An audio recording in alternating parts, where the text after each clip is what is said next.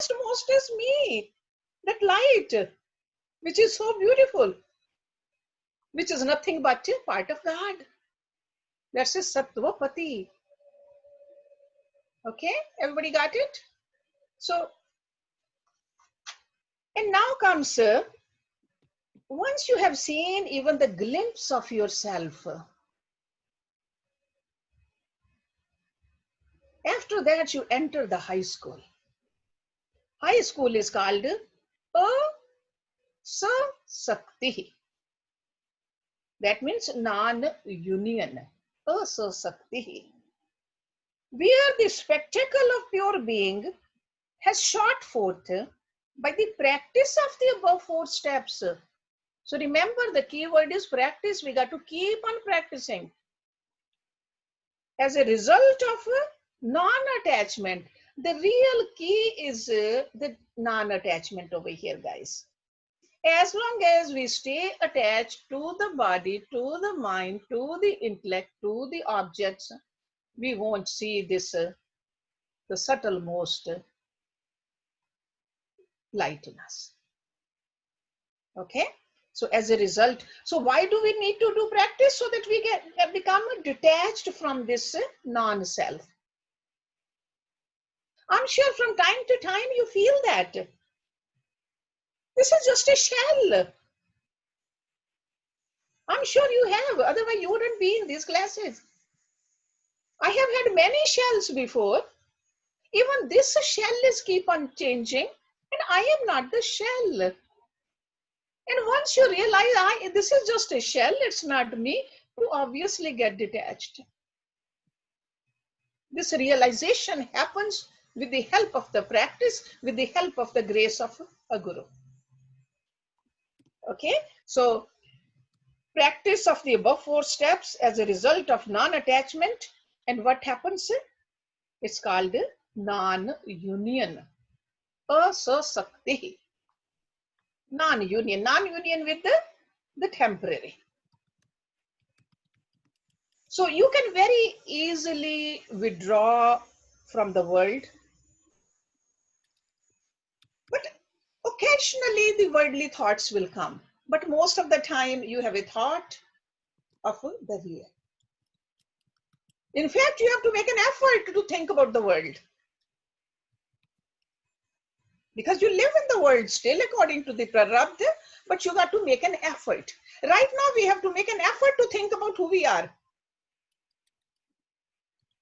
Then we have to make an effort to even deal with the worldly people. This level of seeker or practitioner is called, according to the rishis, Brahmavid. I'm sure you have all heard that name, Brahmavid.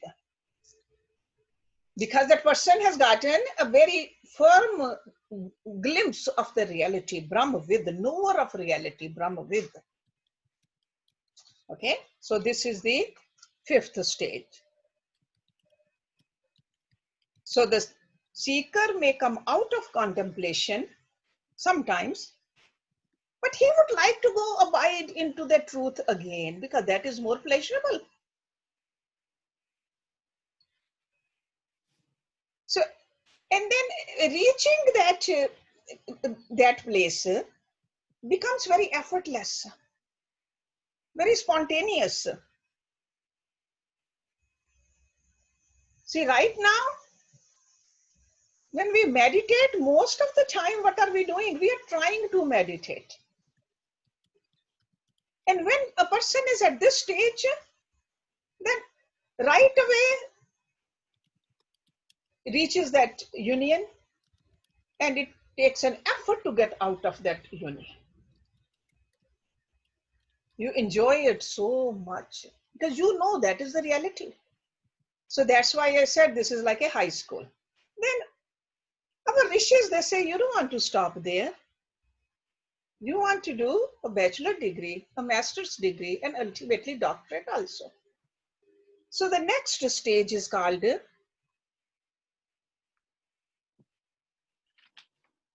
Padartha Nam Abhavanat.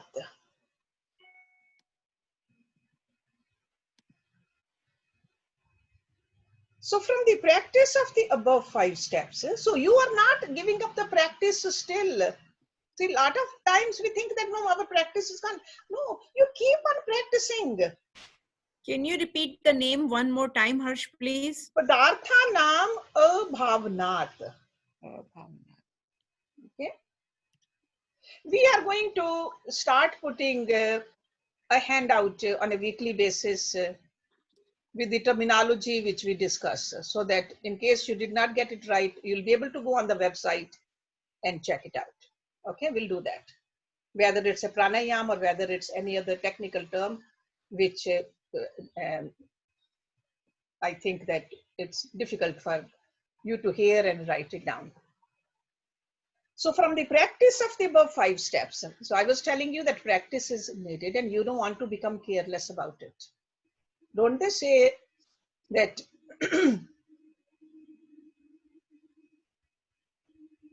slip can happen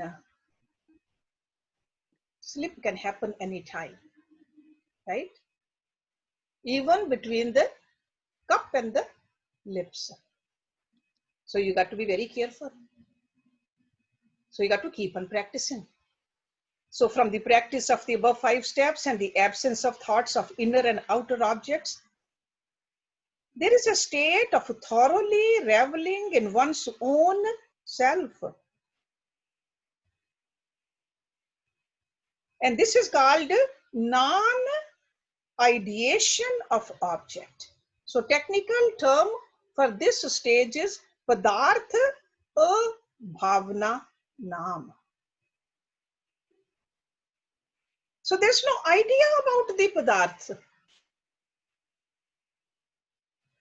Okay.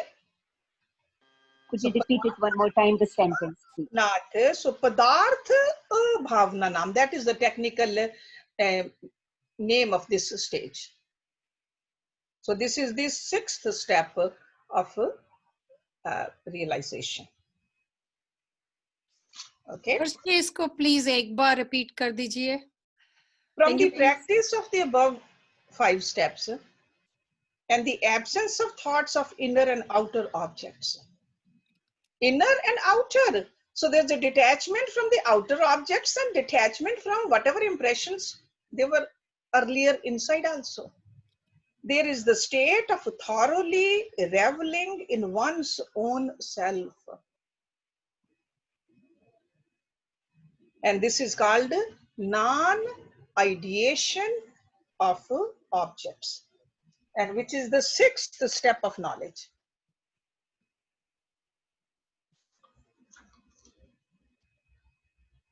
Can you please repeat thoroughly reveling in one's own self sentence? Yeah, there is the state of thoroughly reveling in one's own self. And this is when you're thoroughly reveling in your own self. It's Atma, Atma, nothing else but Atma. Then it's called non-ideation of objects. Padartha Abhavna Nam. Okay.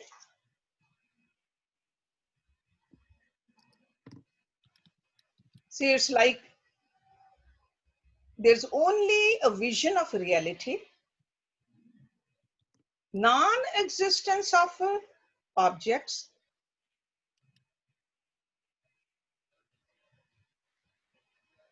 So this Maya has lost its grip on a practitioner at this stage.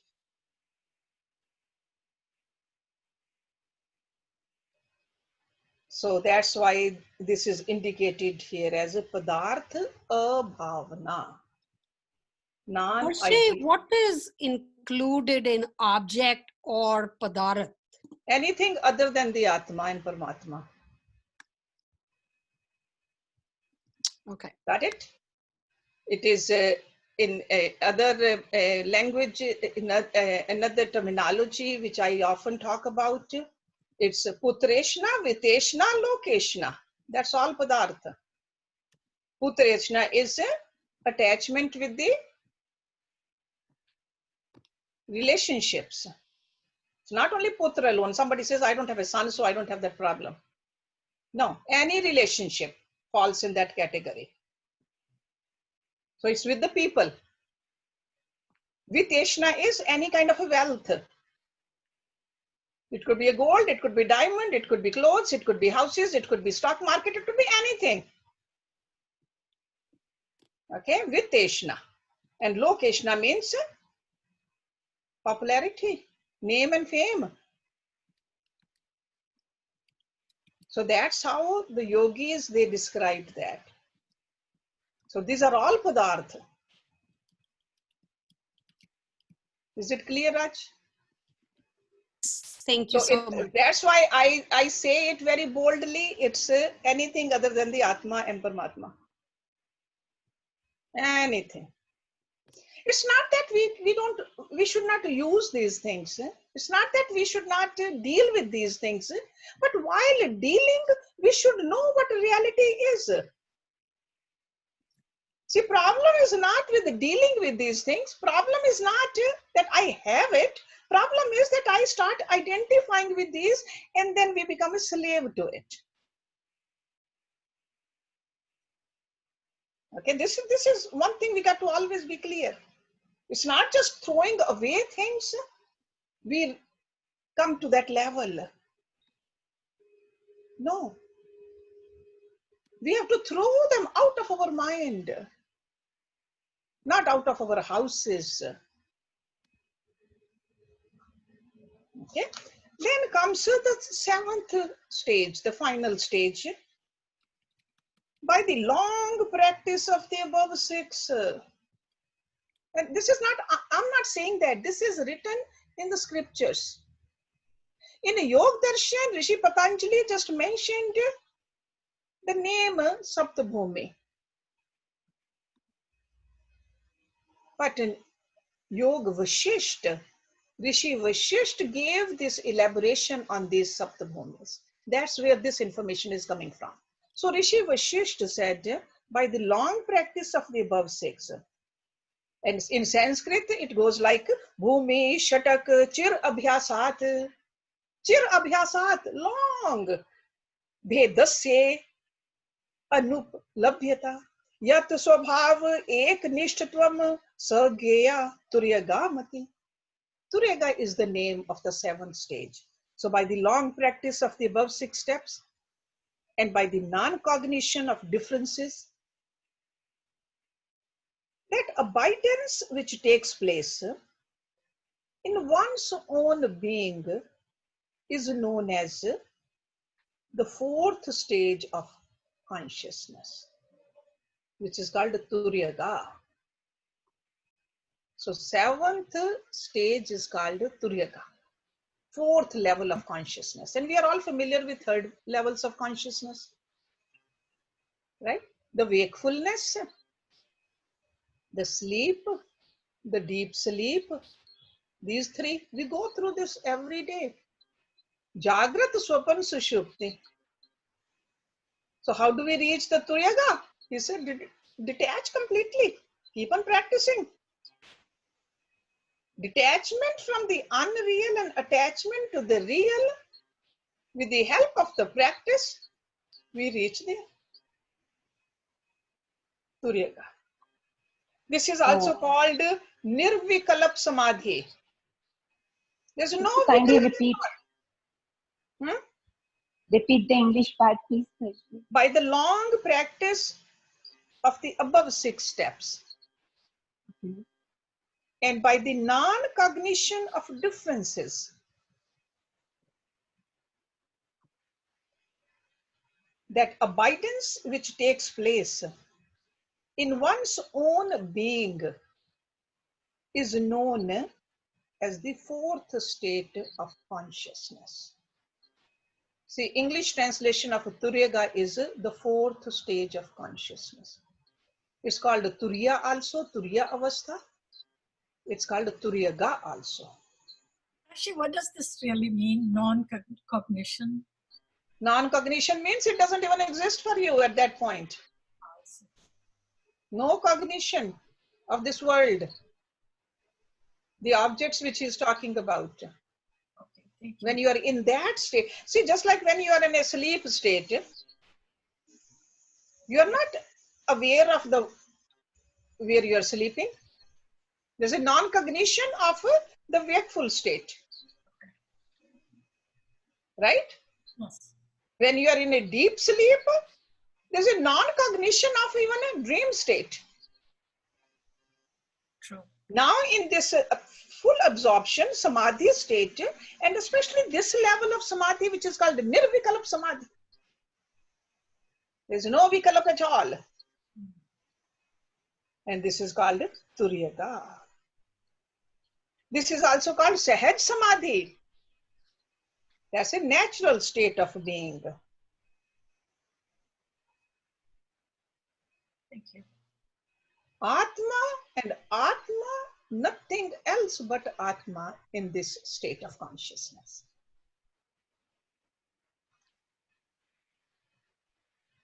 Identification with the body vanishes. And body means all levels of bodies. And there's a vision of only supreme reality.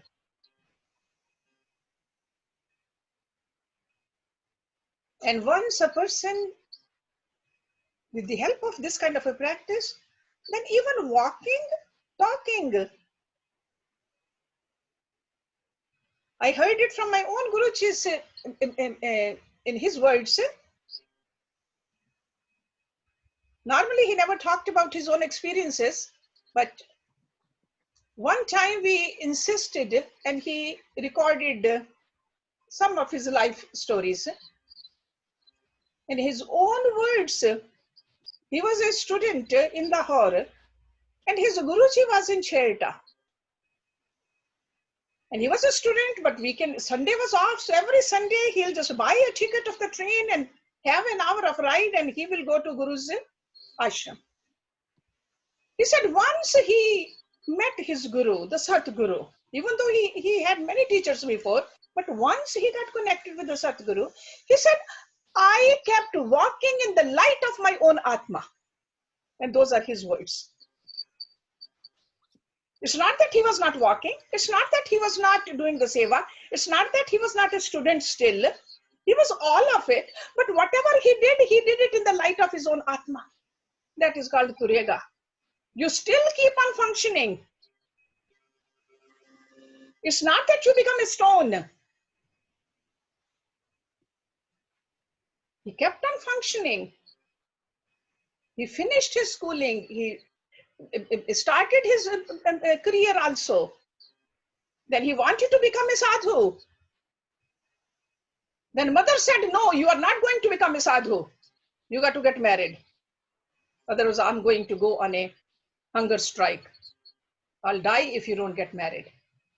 So to please the mother, to obey the mother's orders, he got married also, had children also, opened the ashram also, did all that, but while doing all of it, because that was the prarabdha. Because what prarabdha you have brought, so we cannot say that mother did it. It was his own prarabdha. He was supposed to have children, grandchildren, great-grandchildren, but he never got attached because he lived his life in the light of his Atma. Because sometimes we think that if we do this, then we cannot do our duties. He did his duties much better than anybody else I know. Turiga state. But from our side, what we need to do, practice, practice, and more practice, and practice of what? Practice of detaching from the world. So, Hershji, you are in Nirvikalp Samadhi all the time? Are you talking to me? Yes. No, I'm not. I'm just an ordinary person. Okay. I'm talking about my Guruji. No, I meant in stage 7. Yes, yes. You are 7, all the time 24/7 in Nirvikalp. yeah, when you are in a 7th stage, initially, maybe not, initially could be, but you got to keep on practicing. And he was like that. How do we know? Because of his behavior, because of his knowledge. No matter what we asked, he knew. No matter what he did it perfectly. Because he never thought that he's doing it. He wrote all these scriptures, but he never said, I wrote it. He never ever took a credit for anything.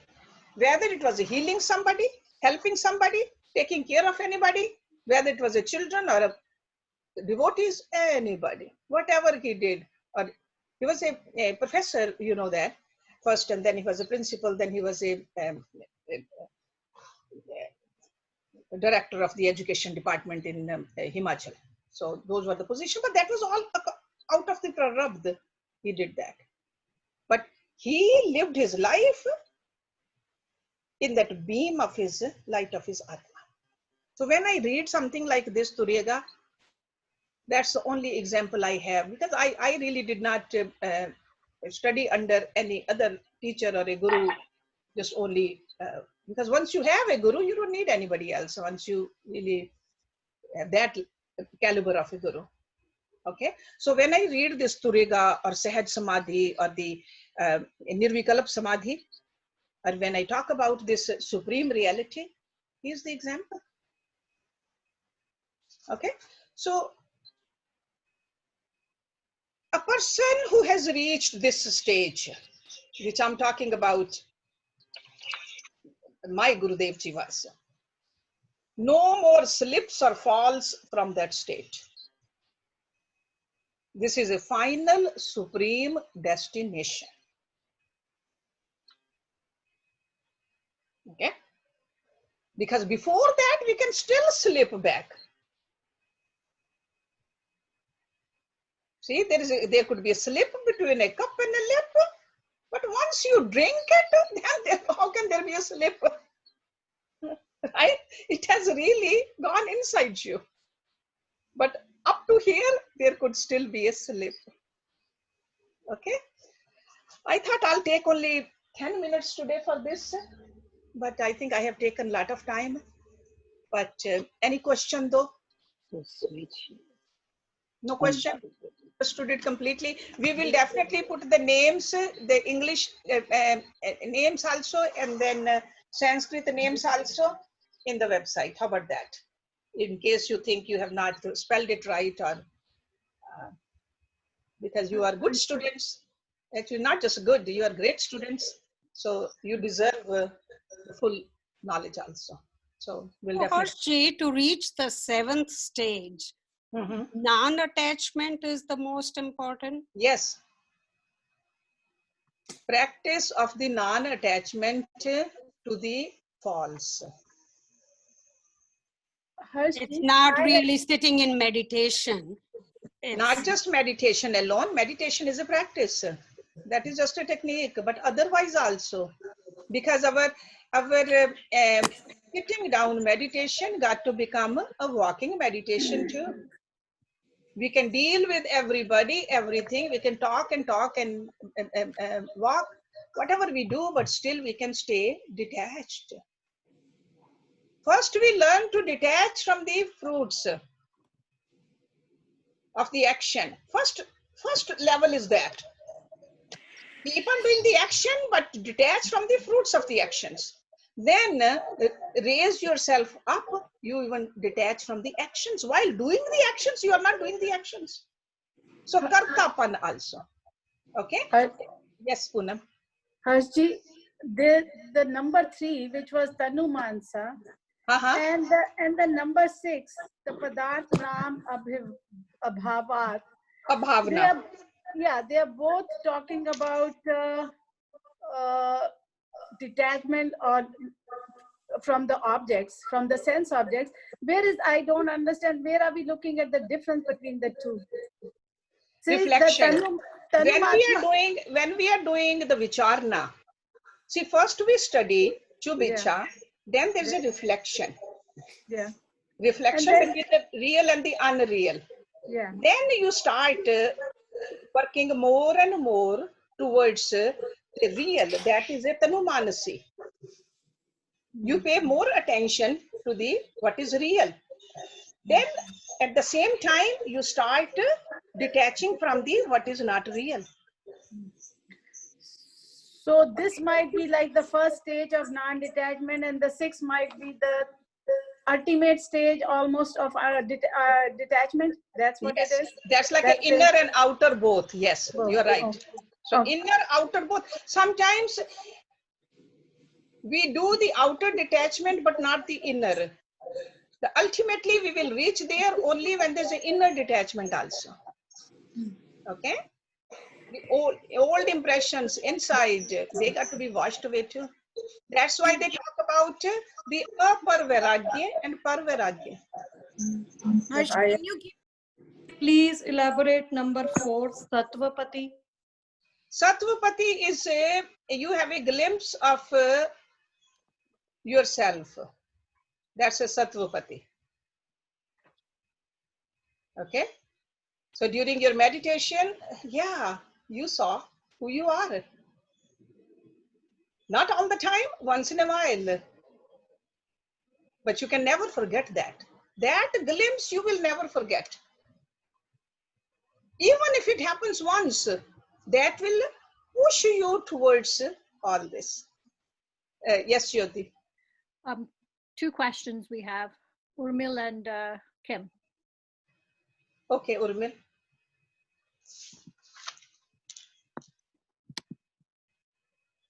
Urmil, unmute yourself. We are talking about the glimpse of yourself.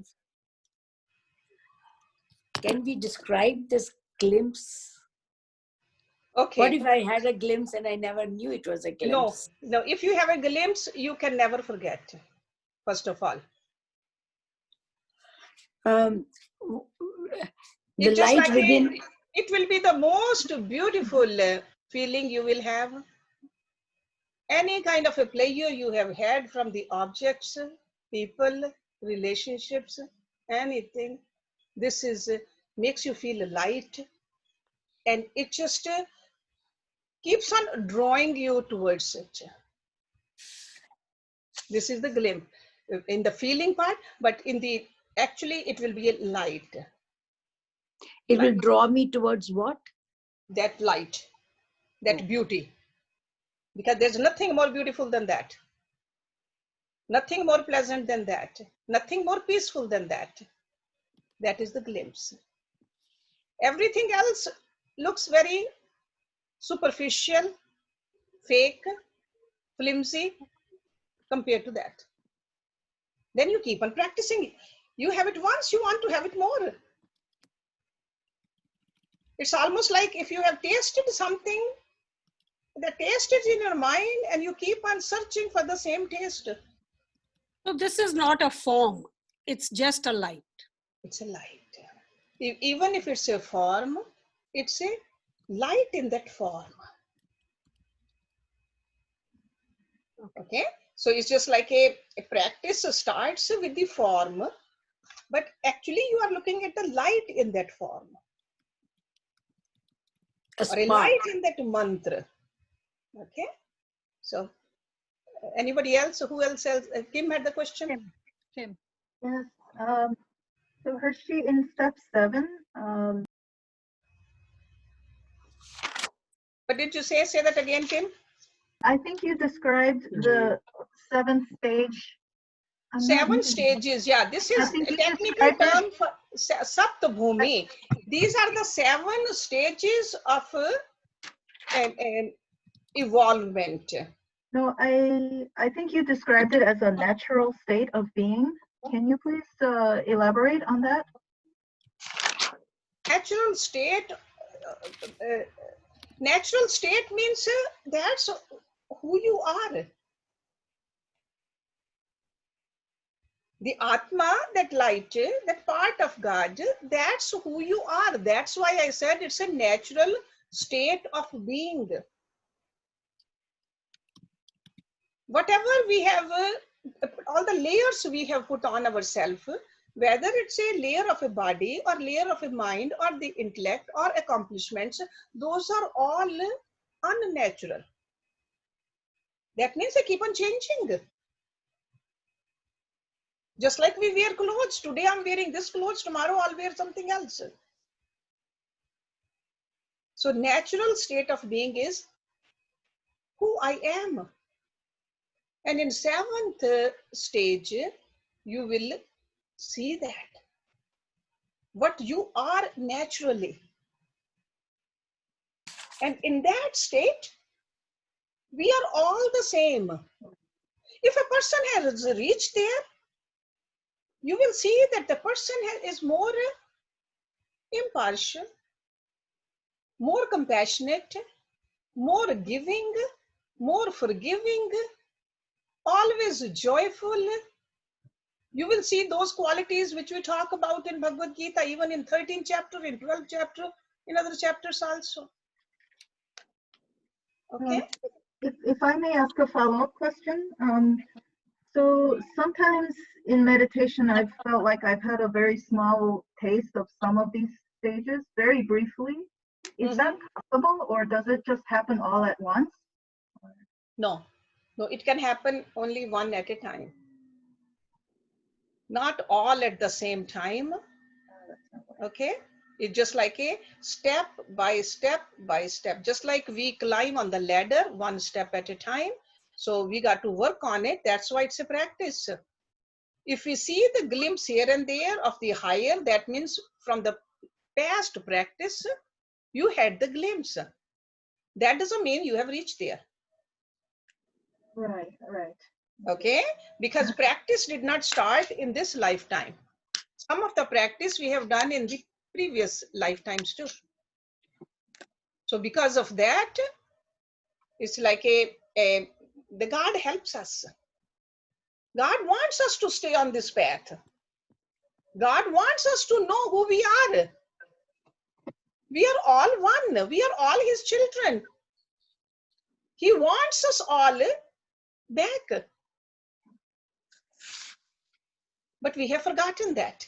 Yes, Jyoti. Rita has a question. Yes, Rita. Yeah, can you give the example of the inner detachment? Inner detachment means from inside also, you really don't have any inkling. No. Just with your children, outer attachment is, yeah, we want to see them. Then you work on it. No, it's okay. Wherever they are fine. But internally also, in your mind also, you never think about them. You did your duty. That's fine. That's fine. It's not that internally you're still struggling with it. So inner means with the mind. Okay. Outer means with the body. Okay? Yes, Jyoti. Jonathan has a question. Yes, Jonathan. I was curious, when you say you catch a glimpse of the true self, who is catching that glimpse? Is it the mind or like the more? Okay. Mind is catching it. Okay. It is So the it's kind of mind. like, Mind is the one which catches all this. Mind is the one. The whole sadhana, the whole practice is practice of the mind. so each of these steps is the mind coming more into union with the Atma? Mind becoming more and more clear. Mind is becoming more and more stable. Mind is becoming more and more still. Mind is like a mirror or a glass. If we clean it, we can see what's on the other side. When it's dirty, we cannot. If the glass is crooked, we'll see something crooked. If glass, we put a sheet on it, red or blue or green, we'll see that outside. So the whole sadhana, whole practice is for the mind. Clear? That's very clear. But yes, that's what it is. We should not be fooled by it. There's no sadhana needed for the Atma. We are not doing, for the body we do the sadhana because we don't want body to become a obstacle for us, a hurdle for us, because when the body is sick, see, just like when you had that a cough, can't even meditate when you have cough. cannot even cook and clean and do your duties when the body is sick. So that's the reason it's our duty to take care of this body. Other than that, body is going to last a few decades only. Mind is the one which started a long time ago, right when we got separated from our creator. And it's going to keep on doing the journey with the Atma, and we are the Atma. Okay, see, these basic facts should be clear to us. Do ask questions. I'm glad you ask questions because I want you to have the clarity. When you have the clarity, then the practice starts. Okay, if nobody else has a question, then we can go on our next topic of the day. 11:17. Do you want to? हर्ष जी, जल्दी से एक चीज पूछना चाहती हूँ आपसे. Okay, all right, Neeru. आपने बताया that this is from English, Neeru. English, please. Yeah, this is from Yog Vasisht. And is it Yog ki 7 bhumikas? Yeah. Okay, I got it. Yeah, okay. These are the bhumika. Bhumika means these are the stages, 7 stages, and it's mentioned in other scriptures also. Yeah. But most of the places they just only give the name like a Sapta Bhumi. That is a technical term for these stages, Sapta Bhumi. Okay. So if you don't have any question, I'm gonna just give the intro to this pranayam today. Not really practice it because we don't have time. That's the reason. But what's the hurry anyway, right? We have next Wednesday also. So we'll learn that. You're the best. I'm the best? Oh. No. Okay. I'm sure most of you have Yog Darshan with you. Yog Darshan is they are called Yog Sutras also, written by Rishi Patanjali more than 2,500 years ago.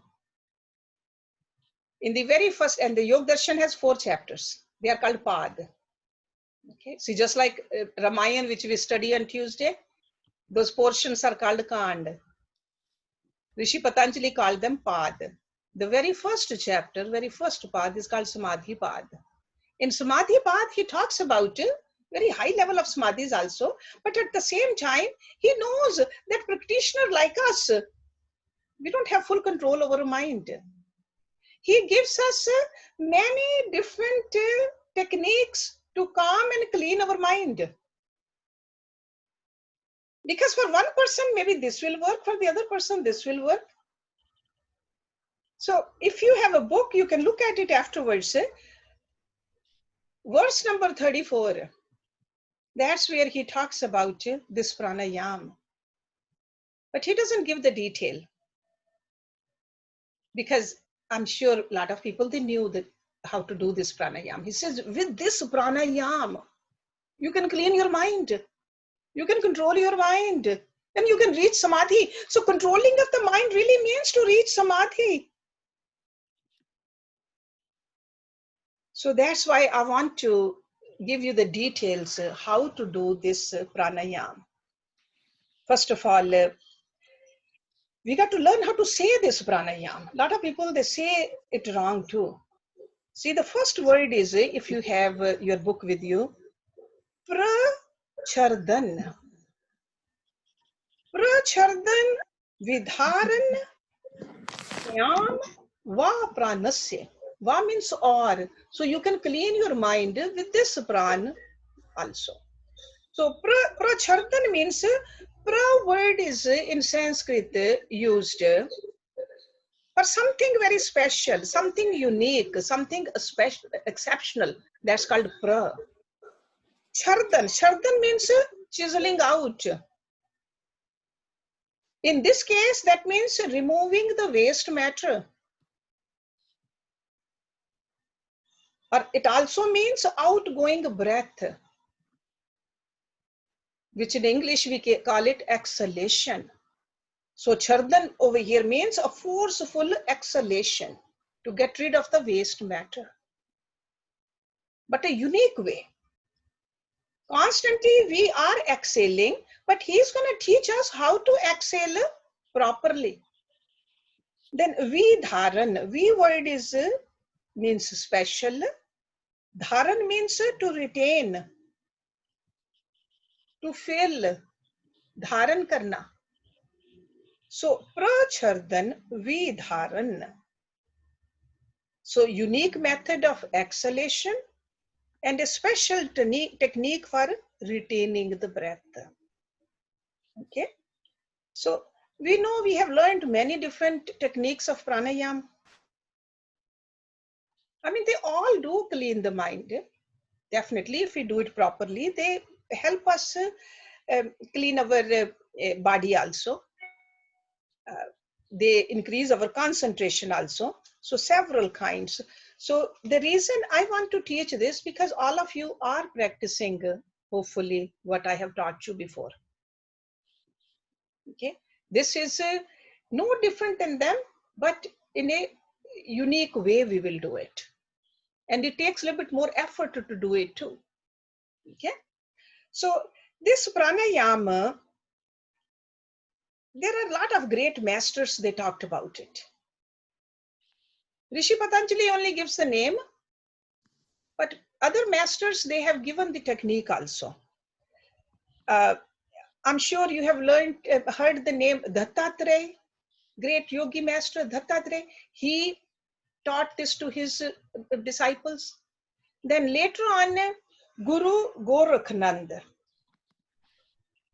Guru Gorakhnand, he was a great yogi of his time also. He gave the detail of this unique pranayam step by step. So the steps which I'm going to teach you, these 4 steps, they are according to a yogi or Guru Gorakhnanda. Okay.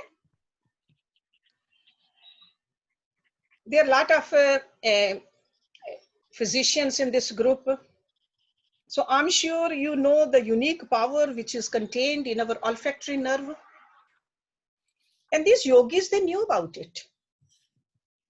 Thousands of years ago, there was a sage Kohala, Kohala, sage Kohala. He came to understand the region around the olfactory bulb and the surrounding glial cells. Some people call it glial cells or glial cells. I don't know which is the right way to say it, but G-L-I-A-L. So olfactory nerve and the glial cells or olfactory bulb. So he really paid attention with the help of his inner vision. He claimed that a foul odor, when you smell something foul, or when there's a foulness in your own odor, that is an indication of Pushti Kendra. Pushti Kendra means there is a sluggishness and there's a blockage. And he said when there's a blockage and a sluggishness, there's a correlation between that and the lower immunity. So that's why these yogis, they said, keep this nasal passage clean and these nasal passage healthy. And if you do that, you'll have a clear mind also. So a connection between this physical body and the subtle part and the subtle part of our mind also. So that's why I told you last time also, yesterday also, make sure you do neti every day too. Because by washing the nasal passage, we are helping our olfactory bulb also and these glial cells also, the nerve cells. So this pranayam described in this particular sutra is precisely clearing away the toxins and the waste matter that cover the surface of these glial cells. Hersh, did you say correlation between Pushti Kendra and immunity? Yeah, Pushti Kendra and the immunity. Yes, when you, yeah. So it's just like that part of the body, when it's clean, then your immunity is higher too. Okay. So that's why these days, especially when we are under the threat of COVID, just make sure, keep with the help of the pranayam also, and with the help of these nasal cleansings also, keep that area clean. Okay. And just another comment on the pronunciation. It is glial cells. It is glial, not glial. Okay. No. All right. Thank you. Thank you. Yeah. No. I'm not a physician, so I don't know how to say it, but so glial. I thought we are your disciples, so I'll let you know. No. Please do let me know. I'm always learning too. I'm not just a teacher, I'm a student also. Constantly learning. So glial. But how about olfactory? That's how you say that? Olfactory. Okay. How do you spell olfactory, Harshji? Huh? How do you spell olfactory nerve? Oh, O-L-F-A. Yes. Just factory, just like you spell factory. Okay. Okay, that's olfactory. Okay. So this pranayama, it stimulates the process of healing the body and clearing the mind. So there's a forceful inhalation and breath retention. Especially in the fourth step, there's a longer breath retention. So anybody with a heart ailment, the fourth step should be skipped. But the first three steps can be done by anybody. Okay. The major prerequisites for this pranayama: perfection in the sitting position. That means the back has to be straight. You cannot do it like this. It has to be straight. So perfection in the sitting situation, sitting posture. High degree of mental stability. That means keep your mind on what you are doing. Don't watch TV and then do the pranayama also. And become sensitive towards the movement of the pranic force and the energy channels.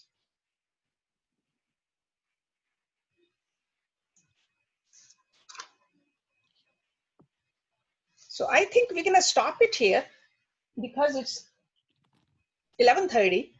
So you got an introduction towards this pranayama. You can look at your Yoga Sutra book. I don't know whether the author has given any detail on this or not. I think Jonathan was looking at it. Jonathan, do you have any detail in that book? No detail, right? No. Okay. So I thought maybe if he has given, then you can look at it. But if he hasn't given, I have to do the presentation on Smadhi Pada verses 30 to 51 this Saturday in the Vedanta class.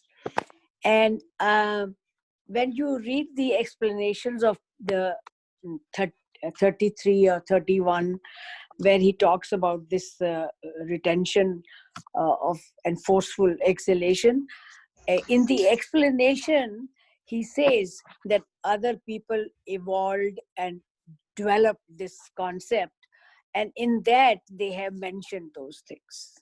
Okay, but this particular author doesn't talk about it. Yeah. He just mentions in his just mentions this. Okay. Yeah. No, he gives a little more details also. Okay. But not. So next week when we start the class, because it will take almost a whole hour to explain all the steps, and then we'll practice the steps also, and then I'll give you enough time to take notes also. But now you know what we are talking about. Today we had the other subject matter also to discuss, so that's why we couldn't do it. And but it's okay. Next Wednesday, okay. So what's the name of the pranayam? The name of the pranayam is in that book, Prachardan. Okay. And Vidharan. Okay. That together, that is the name, Prachardan, Vidharan. Thank you. Pranayam. Okay. So it is verse number 34. It is right after that, my favorite verse. In which chapter? First chapter. Okay. First chapter. And verse before that is that Maitri, Karuna, Mudita, Upeksha. Those are another 4 ways you can keep the mind clean. Mind still. So these are all different options he is giving us. Okay, any option. The goal is to keep the mind calm and clean, because with the clean and calm mind, we can walk on the path of spirituality. That's what we need. See, just like in order to clean our carpet, we need a vacuum cleaner. So in order to keep our mind clean, we need these techniques. Yes, these are techniques. Whichever technique works for us. Rishi Patanjali is such a big heart. At the end, he says, if you want to do something else which works for you, do that. This is the big heartedness, the big understanding of these great yogis. They don't say that if you don't do this, you're going to go to hell or you're going to be in the purgatory. No, not at all. We all are moving towards the perfection. Harshji, how can these yogis say that? They are non-attached, so they are not even attached to their own maybe point of view or their teachings. So if they are non-attached, they can say, oh, you have to follow that. They are not That's attached. why they are yogis, yeah. So that's why we can see anybody who puts us into the boxes is not a yogi. That you got to be according to this box. Otherwise, no future for you. So anyway, we have Manny today there. So Manny, if you can put some meditation. Hershey, just before Manny plays that, can I just do a screen share here for a second? Sure, go ahead. Somebody wanted to know how to get onto our web page. Oh, web page, okay. Thank you, ma'am. Do you see this web page? Yeah. Yes. Okay, so this is our home, and if you go to programs, okay, this is where you'll see the handouts. Yeah. Oh, okay. If you click on it, see we've got Chakra Workshop. When you see a hand, that means it's already uploaded and you can print it. Okay. This is up and ready to print. Okay. We're waiting for more to come here. Then you can go over to Scriptures, hover over here, and then you can go to each of these classes. Oh. And say today's topic of the day. Right. Here are all the recordings. Oh, nice. Okay. Thank Very you. easy. So please use it. It helps, everyone to just make their notes if you go and revisit it. Yeah. Okay. Any questions? I have a little comment, Jyoti. Sure. Mike was telling me you changed from a donation to offering, which I wanted you to do. Right. But that button is not working anymore. So look into it. Okay. Yeah. So because if he tried to play that and somehow it didn't work. Okay. Okay. So I told him, I said, because you are not going to make an offering, so that's why maybe it didn't work. I was just checking it out. Okay. I see the problem. Yeah. So just check that out, please. Okay. All right. Okay. All right. Anybody else? Any question? Jyoti, thank you so much for uploading everything all the time, Jyoti. It's so helpful. You're welcome. Kim, your notes helped. So Kim, I will send you today the names of these 7 stages with a little definition, and then if you can type it and just upload it in the handouts. Okay, wonderful. Okay, we'll do that. So send it to me and then I can put it up on the website. Yeah. Okay. Thank you. All right, Thanks, Jyoti, so much. You're welcome. Hershey, thank you. And Jyoti, amazing. And no. Thank you, Jyoti. I have seen some of them. Really, Jyoti, you are the Jyoti. Okay. No. You didn't know before we didn't know. Music. Manny, play the music. Okay. Yeah, before our ego goes. Jyoti, you are the inner light. 7 steps. No. Yeah. Detach. Okay. All right, Manny, thank you. Bye. Bye, Hershey, see you later. Okay, all right.